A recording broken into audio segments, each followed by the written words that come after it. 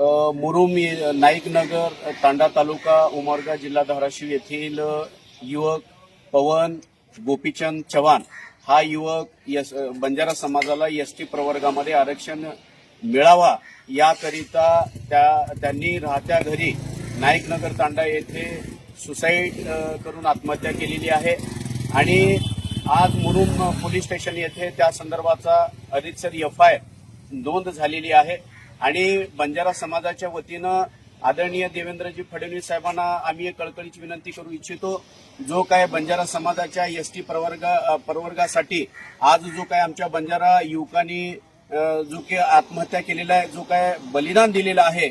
हा बलिदान कदापि बंजारा समाज सहन करणार नाही। आणि आज जो युवक पवन चव्हाण हा जो युवक आत्महत्या करून जे काही आरक्षणासाठी बलिदान दिलेलं आहे त्याच्या आत्म्याला बंजारा समाजाच्या वतीनं आम्ही त्यांना श्रद्धांजली अर्पण करतो आणि कळकळीची विनंती या शासनाला करू इच्छितो की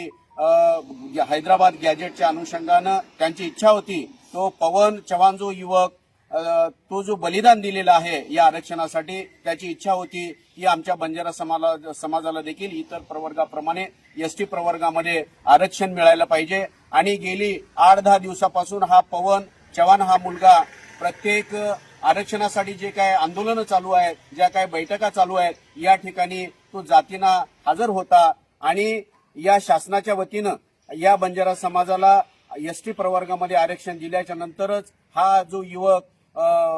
बलिदान गेलेला आहे त्या युवकाच्या आत्म्याला शांती मिळणार नाही। कळकळीची विनंती आहे देवेंद्रजी फडणवीस साहेब आणि देशाचे पंतप्रधान आदरणीय नरेंद्रजी मोदी साहेब या महाराष्ट्रातील बंजारा समाजाला एसटी प्रवर्गामध्ये आरक्षण देऊन आमचा जो युवक हा जो मरण पावलेला आहे, जे या बंजारा समाजासाठी बलिदान दिलेला आहे, आरक्षण दिल्याच्या नंतर या युवकाच्या आत्म्याला शांती मिळेल आणि त्याला श्रद्धांजली अर्पण केल्यासारखं होईल एवढीच मी कळकळीची विनंती करतो।